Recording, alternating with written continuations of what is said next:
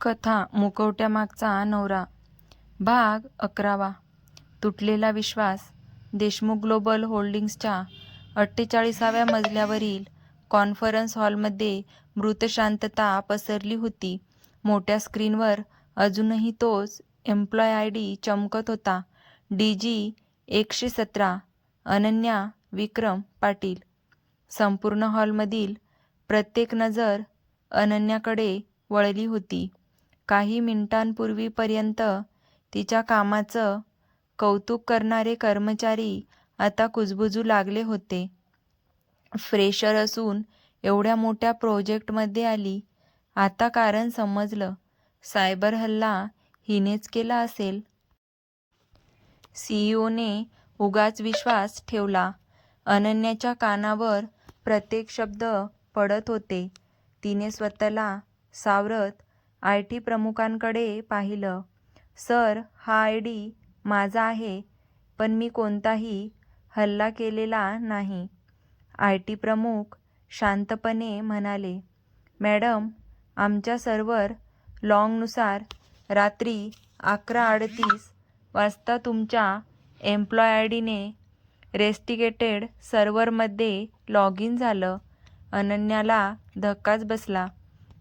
त्यावेळी ती तर जुन्या मिल कंपाऊंडमध्ये होती, जिथे तिच्यावर हल्ला झाला होता.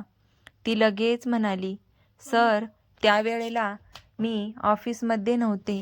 विराजने पहिल्यांदाच तिच्याकडे थेट पाहिलं. त्याच्या चेहऱ्यावर राग नव्हता, पण तो काहीतरी विचार करत होता. त्याने सर्वांकडे पाहत शांत आवाजात सांगितलं, ही मीटिंग इथेच संपली. बाकीच्यांनी बाहेर जावं. सगळे बाहेर पडले. हॉलमध्ये फक्त 4 जण उरले. विराज, अनन्या, करण आणि IT प्रमुख. विराजने टेबलावर हात ठेवत विचारलं, अनन्या, काल रात्री तू घरातून कुठे गेली होतीस? क्षणभर शांतता पसरली.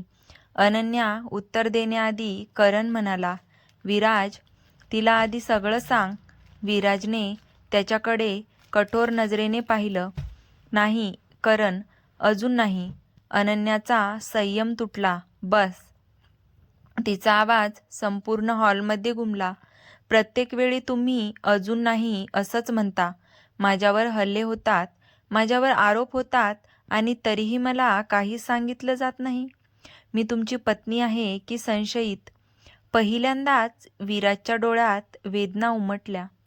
तो काही बोलणार इतक्यात त्याच्या मोबाईलवर एक एन्क्रिप्टेड मेसेज आला. जर अनन्याला सत्य सांगितलंस तर पुढचा मृतदेह करण असेल. विराजचा चेहरा क्षणात फिकट पडला.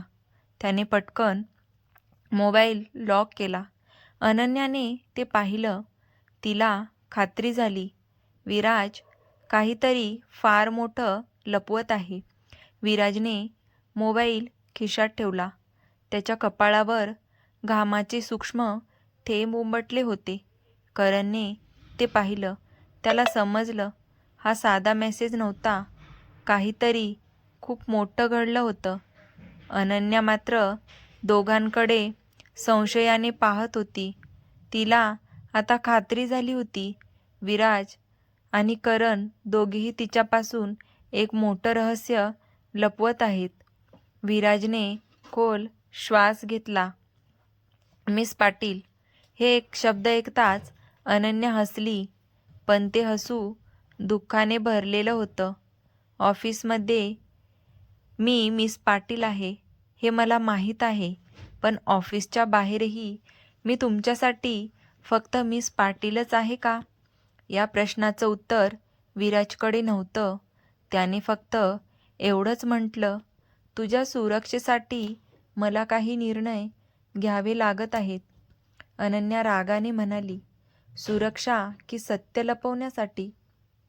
ती वळली आणि केबिनच्या बाहेर निघून गेली. त्याच संध्याकाळी ग्लोबल पार्किंगच्या मध्ये अनन्या एकटी उभी होती. मनात हजारो विचार होते. तेवढ्यात एक वृद्ध सुरक्षारक्षक तिच्याजवळ आला. मॅडम, तुमच्यासाठी हे पत्र. अनन्याने पत्र उघडलं. त्यात फक्त एकच ओळ होती. जर तुला समीरा शेखावतचं खरं सत्य जाणून घ्यायचं असेल तर उद्या संध्याकाळी 6 वाजता ब्लू ऑर्चिड कॅफेमध्ये एकटी ये. तिने वर पाहिलं. तो सुरक्षारक्षक गायब झाला होता. त्याचवेळी देशमुख हाऊस. विराज आपल्या स्टडी रूममध्ये जुना फोटो अल्बम पाहत बसला होता.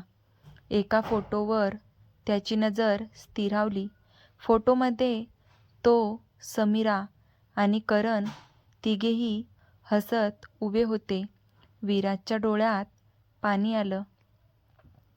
तो हळू आवाजात म्हणाला, समीरा, जर त्या दिवशी मी 5 मिनिटं आधी पोहोचलो असतो तर आज सगळं वेगळंच असतं. तेवढ्यात देवयानी देशमुख आत आल्या. त्यांनी विराजच्या हातातला फोटो पाहिला.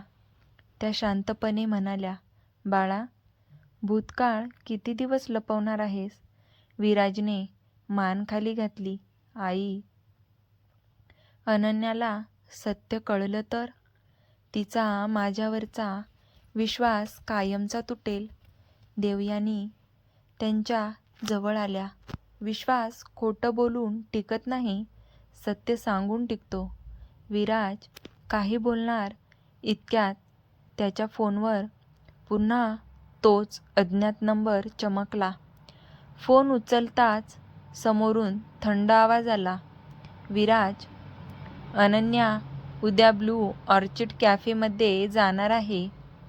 तिला वाचवायचं असेल तर यावेळी एकटाच ये. फोन कट झाला. विराजच्या चेहऱ्यावरची शांतता नाहीशी झाली. त्याला समजलं, शत्रू फक्त त्याच्या प्रत्येक हालचालीवर लक्ष ठेवत नव्हता, तर अनन्याच्या प्रत्येक पावलाची माहिती त्याच्याकडे होती. दुसऱ्या दिवशी संध्याकाळी अनन्या ब्लू ऑर्चिड कॅफेमध्ये पोहोचली. तिने घड्याळात पाहिलं. 6:02 झाली होती. कोपऱ्यात एक महिला बसली होती. तिने काळा चष्मा घातला होता. अनन्या तिच्या समोर जाऊन बसली. महिलेने हळूच चष्मा काढला आणि तिला पाहताच अनन्याच्या चेहऱ्यावरचे रंग उडाले. कारण ती महिला अगदी तशीच दिसत होती जशी त्या फोटोमध्ये विराजसोबत उभी असलेली समीरा दिसत होती. ब्लू ऑर्चिड कॅफेमध्ये मंद संगीत सुरू होतं. अनन्याचं हृदय इतक्या वेगाने धडधडत होतं की ती स्वतःचाच श्वास ऐकू येत होता. समोर बसलेली महिला अगदी फोटोतील मुलीसारखी दिसत होती. क्षणभर अनन्याला वाटलं, हीच समीरा आहे. पण ते कसं शक्य होतं? जिच्या मृत्यूबद्दल आतापर्यंत बोललं जात होतं, ती आज तिच्यासमोर जिवंत कशी? महिलेने हळूच पाण्याचा ग्लास उचलला. ती शांतपणे म्हणाली, घाबरू नकोस, माझं नाव समीरा नाही. अनन्या गोंधळली. मग? महिलेने हलकसं हसत उत्तर दिलं, मी सायली शेखावत. समीरा शेखावतची जुळी बहीण. हे ऐकताच अनन्याच्या हातातील चमचा खाली पडला. जुळी बहीण? सायलीने मान हलवली. हो, जुळी बहीण. आम्ही दोघी जुळ्या बहिणी होतो. पण आज या जगात मी एकटीच उरले आहे. तिच्या डोळ्यात वेदना स्पष्ट दिसत होती. अनन्याने थेट प्रश्न विचारला, मला एकच सांगा, समीराचा मृत्यू विराज सरांमुळे झाला का? सायली काही क्षण गप्प बसली. मग तिने पर्समधून एक छोटासा पेनड्राईव्ह बाहेर काढला. या प्रश्नाचं उत्तर यात आहे, पण आधी मला एक वचन दे. हे सत्य ऐकल्यानंतर तू लगेच कोणावरही विश्वास ठेवणार नाहीस. अनन्या काही बोलणार इतक्यात कॅफेचं मुख्य दार उघडलं. काळ्या सूटमध्ये विराज आत आला. त्याच्या नजरा थेट सायलीवर स्थिरावल्या. दोघे काही क्षण एकमेकांकडे पाहत राहिले. विराजच्या चेहऱ्यावर धक्का होता, सायलीच्या चेहऱ्यावर राग. सायली उठली. ती विराजसमोर येऊन उभी राहिली. 5 वर्षांनी भेटतोय आपण, विराज शांतपणे म्हणाला. सायली, तू भारतात कधी आलीस? सायली हसली. ज्या दिवशी माझ्या बहिणीच्या मृत्यूचं खरं कारण शोधायचं ठरवलं त्या दिवशी. अनन्या दोघांचं संभाषण ऐकत होती. तिच्या लक्षात येत होतं, ते दोघे आधीपासून एकमेकांना ओळखतात. विराजने शांत आवाजात विचारलं, तू अनन्याला यात का ओढते आहेस? सायलीचा आवाज कठोर झाला. कारण तिला सत्य जाणून घेण्याचा अधिकार आहे, जसं माझ्या बहिणीला न्याय मिळवण्याचा अधिकार होता. विराजने टेबलावर हात ठेवला. तुला जे वाटतंय ते पूर्ण सत्य नाही. सायली मोठ्याने हसली. हेच वाक्य तू 5 वर्षांपूर्वी बोलला होतास आणि आजही तेच बोलतोयस. तेवढ्यात कॅफेबाहेर एक काळी कार येऊन थांबली. आत बसलेला मुखवटाधारी माणूस दुर्बिणीतून कॅफेकडे पाहत होता. त्याने मोबाईलवर मेसेज पाठवला, तिघेही एकाच ठिकाणी आहेत, ऑपरेशन सुरू करा. क्षणात कॅफेच्या स्वयंपाकघराच्या दिशेने धुराचे लोट उठू लागले. लोक किंचाळत बाहेर पळू लागले. गोंधळ उडाला. विराजने अनन्याचा हात पकडला. माझ्यासोबत चल. पण त्याच क्षणी सायली ओरडली, अनन्या थांब. हा पेनड्राईव्ह घे. अनन्याने पेनड्राईव्ह हातात घेतला आणि पुढच्या क्षणी धाड. कॅफेमध्ये भीषण स्फोट झाला. काचांचे तुकडे चारही दिशांना उडाले. धुराच्या ढगात विराज, अनन्या आणि सायली तिघेही एकमेकांपासून वेगळे झाले. कॅफेमध्ये झालेल्या भीषण स्फोटानंतर चारही बाजूंनी धुरांचे लोट पसरले होते. काचांचे तुकडे हवेत उडत होते. लोक जीव वाचवण्यासाठी बाहेर पळत होते. कुणी ओरडत होतं, कुणी मदतीसाठी हाका मारत होतं. अनन्याला काही क्षण काहीच दिसत नव्हतं. तिच्या कानात फक्त एकच आवाज घुमत होता, धाड. तिने डोळे उघडण्याचा प्रयत्न केला. तिच्या कपाळावरून रक्त वाहत होतं. हातात अजूनही सायलीने दिलेला पेनड्राईव्ह घट्ट पकडलेला होता. ती उठण्याचा प्रयत्न करत असतानाच तिला कोणीतरी जोराने आपल्या दिशेने ओढलं. अनन्या, तो विराज होता. त्याच्या हातालाही काचाचे तुकडे लागले होते. शर्टवर रक्ताचे डाग होते, पण त्याला स्वतःची पर्वा नव्हती. त्याने अनन्याला उभं केलं. चल, इथून लगेच बाहेर पडायचं आहे. दोघे बाहेर पडणार इतक्यात अनन्या अचानक थांबली. सायली. ती मागे वळली. सायली अजूनही जमिनीवर पडली होती. तिच्या पायावर मोठा लोखंडी बीम पडला होता. ती उठण्याचा प्रयत्न करत होती. अनन्या तिच्याकडे धावणार इतक्यात विराजने तिचा हात पकडला. नको, आत्ता आत जाणं धोकादायक आहे. अनन्याने त्याचा हात झटकला. मी तिला तशी सोडून जाणार नाही.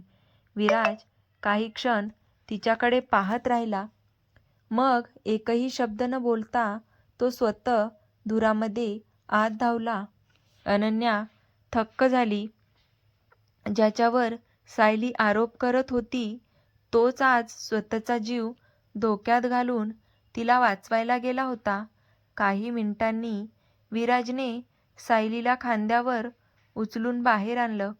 तेवढ्यात कॅफेच्या छताचा मोठा भाग कोसळला. जर तो काही सेकंद उशिरा आला असता तर तिघांचाही अंत झाला असता. बाहेर ॲम्ब्युलन्स उभी होती. डॉक्टरांनी सायलीला स्ट्रेचरवर घेतलं. जाण्याआधी सायलीने थरथरत्या हाताने अनन्याचा हात पकडला. पेनड्राईव्ह कोणालाही देऊ नकोस. त्यात वाक्य पूर्ण होण्याआधीच ती बेशुद्ध झाली. दूरवर उभा असलेला मुखवटाधारी माणूस हे सगळं पाहत होता. तो हसला. विराज, तू पुन्हा एकदा तिला वाचवलंस. पण यावेळी तू स्वतःला वाचू शकणार नाहीस. त्याने मोबाईलवर एक फोटो उघडला. त्या फोटोमध्ये लहानपणीचा विराज, समीरा आणि आणखी एक लहान मुलगा होता. तो फोटो पाहून तो म्हणाला, वेळ आली आहे. 20 वर्षापूर्वीचं रहस्य बाहेर येण्याची. त्या रात्री देशमुख हाऊसमध्ये अनन्या तिच्या खोलीत एकटीच बसली होती. तिने दरवाजा आतून बंद केला होता. टेबलावर लॅपटॉप ठेवला. सायलीने दिलेला पेनड्राईव्ह तिने काळजीपूर्वक लावला. स्क्रीनवर एकच फोल्डर दिसला, ट्रू 20 इयर्स. अनन्याचं हृदय जोरात धडधडू लागलं. तिने फोल्डर उघडला.